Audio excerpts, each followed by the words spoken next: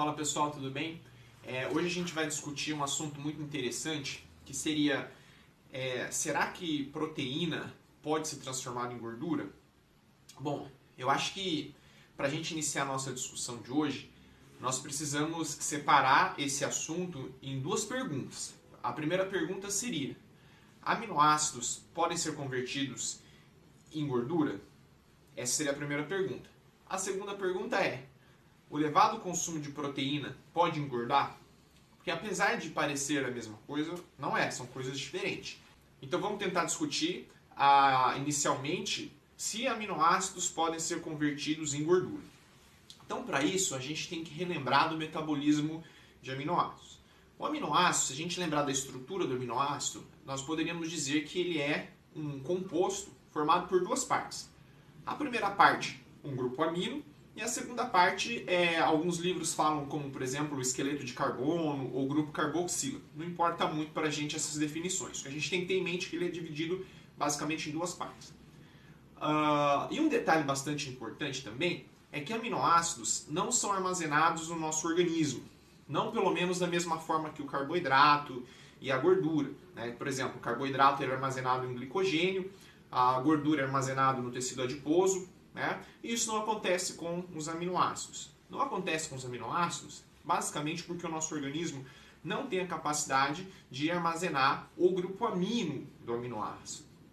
Então vamos entender o que acontece. Quando a gente ingere um determinado aminoácido em excesso, vai acontecer o metabolismo desse aminoácido. Em outras palavras, acontece um processo chamado de desaminação, onde esse aminoácido ele é quebrado. Então o grupo amino separa do esqueleto de carbono. O que vai acontecer? Cada um vai ter vias diferentes. O grupo amino, ele vai ser, como o nosso organismo não consegue armazenar essa parte, ele vai ser convertido, por exemplo, em amônia, vai ser convertido em ureia e vai ser eliminado pelo nosso organismo. Tá? E a outra parte, o esqueleto de carbono? Bom, o esqueleto de carbono tem alguns caminhos. O esqueleto de carbono, ele inicialmente o corpo poderia aproveitar ele na formação de outro aminoácido, como por exemplo os aminoácidos não essenciais, que são aqueles que o nosso organismo produz, então ele podia ser utilizado para isso. Nosso organismo também poderia utilizar o esqueleto de carbono para a formação de acetil-CoA, e ele poderia ser utilizado como energia, principalmente na via aeróbica. Também o nosso organismo poderia utilizar o esqueleto de carbono para a produção de intermediários do ciclo de Krebs, onde é uma etapa bastante importante no metabolismo aeróbico. E também, através da neoglicogênese, esse esqueleto de carbono poderia ser convertido em carboidrato, se houver essa necessidade. Né? E, por fim, também esse esqueleto de carbono poderia ser convertido em ácido graxo. Ou seja, bioquimicamente essa via é possível.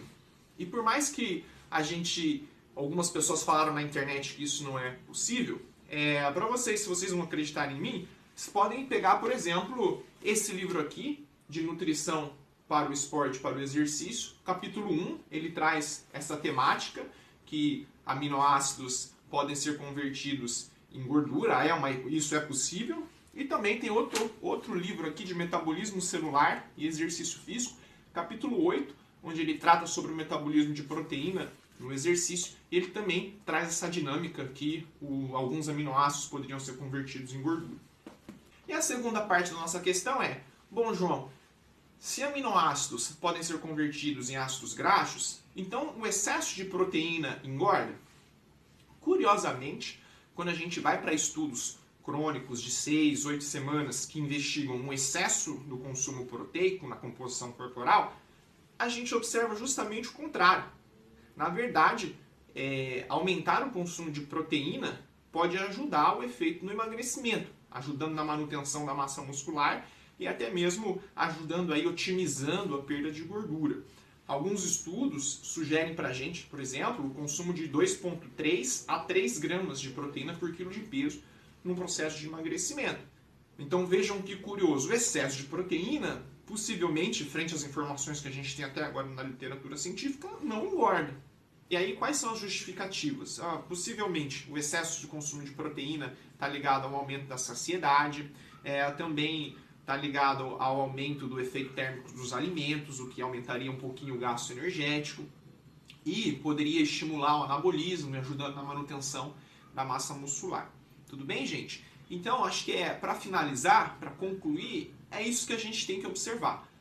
Embora aminoácidos, bioquimicamente falando, é possível a transformação deles em gordura, não significa que consumir proteína em excesso vai engordar.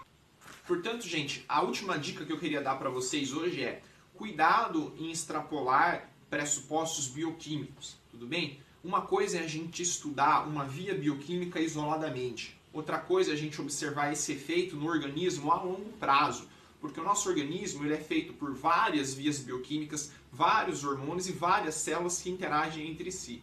Então, cuidado nessa extrapolação de bioquímica para a vida real, tudo bem? Espero que vocês tenham gostado desse vídeo, tenha esclarecido um pouco sobre esses aspectos do metabolismo de proteína. Um abraço e até a próxima!